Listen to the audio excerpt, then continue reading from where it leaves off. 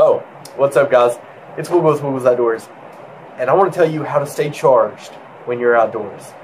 What do I mean by staying charged when you're outdoors? Well, I mean keeping your cell phone, keeping your camera equipment, keeping whatever charged up and ready to go. I am a videographer, photographer, nature enthusiast. I love being out here in God's country and just getting to show you guys the beauty that I get to see. I mean, it's a spectacular thing. And to do that, I have to be able to keep my camera equipment, my cell phone, my radio, stuff like that completely charged up. So if something happens, I can use my cell phone or my radios to call out and get help. And I have to keep my camera equipment going so I can spread the love that I get to see out here, the beauty of everything. I get to share that with you all. And, you know, I really enjoy doing that. I love my videos. I love creating content for you guys. And I wouldn't be able to do that if I didn't get to stay charged up. So I want to talk to you guys about my solar panel I use today, as well as a couple other charging options that I have.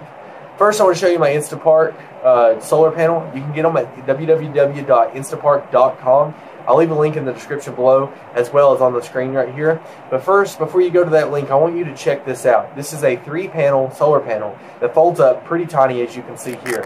This one is the Mercury 10. It charges at 5 volts to 10 watts max. This the solar panel, speaking from personal experience, I'm not hugely technically inclined as far as like knowing all the details of this, so I'll leave that in the description below as well. But from my own experience, I know that if I go kayaking with this thing, and I put it on my kayak on the bow of my boat or the front of my boat, and I leave it out there, and I leave my phone off for the entire day, and I charge it, it takes about 6 hours to get a full charge on my phone, which is super nice. And that sounds like a long time, but when you're out there paddling, you're not going to be on your phone anyways, and you can always bring a book or something with you to, have some backup entertainment. So when I'm laying in my hammock of the nighttime, I like to be able to have my solar panels, or my cell phone out. Maybe I can Facebook or call home and let people know I'm safe. I can also read a book, and I like to keep my headlamp charged up that way as well, because I do have a rechargeable headlamp. So I use my solar panels for a lot of different things. It has 2 different ports in it where I can plug in 2 different USB chargers to the solar panel, and it charges up a little bit slower that way, but it still charges, and that's kind of nice as well, because over the course of a week, I'm not going to be recording constantly every single day. I might just get 5-10 minutes of footage each day and really just kind of work with it, or maybe a little bit more and just edit it down, but you get the gist of things. I'm not going to record as much over the course of a week than I would if I was going on an overnight. So my battery life really does depend on that. As far as my cell phone goes, though, I can't just rely on my solar panel, because let's face it, I'm not going to always have the sun. It can be rainy, it can be snowing. I camp in pretty extreme conditions sometimes, and I'm not always going to be blessed with the beautiful sunlight that's going to charge everything. So what do I use when I don't have sunlight, or if I want to charge something else with the solar panels? I have this external charger here. I will show that to you now.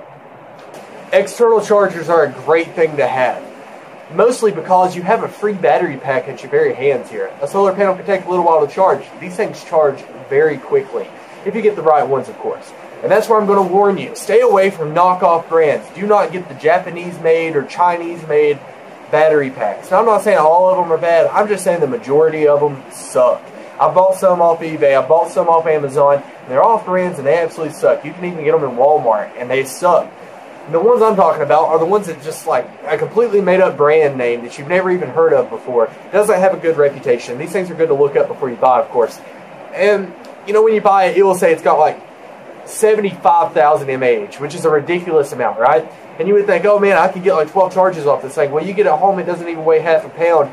And the cells in it, you might get a charge or 2 off of it, but they start dying out very quickly. And you're definitely not going to get the 12 charges you thought you were going to get, because they lie. They don't tell you the truth about how much they actually have in it. And a lot of the Japanese cells, and even the Chinese cells in the batteries, they tend to die out very quickly, and they just really don't hold charge as well. So they kind of suck for that very reason. So stay away from the off-brands. It's worth spending a little bit more money and getting something good. That's why I got this right here. This is an Anker.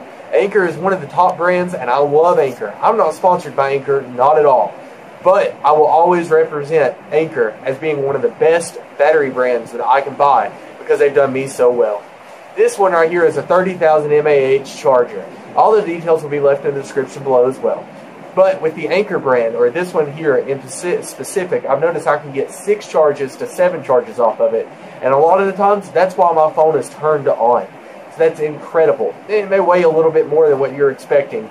But, when I'm out here and I'm trying to, always have contact, or if you use your phone as much as I do, well, there's a good chance you're going to want something good like this. I'm willing to carry that extra weight for that. If you want something a little lighter, you can go for some of the lighter options, but still stick to a good name brand. Don't go to Walmart expecting to get a 2500 mAh that can charge your phone maybe once and expect it to be any good, because let's face it might charge it once, but then it's going to die out very quickly and you're not even going to get a full charge off of it within just a few uses of it. So stick with a good brand like that. Anker is amazing.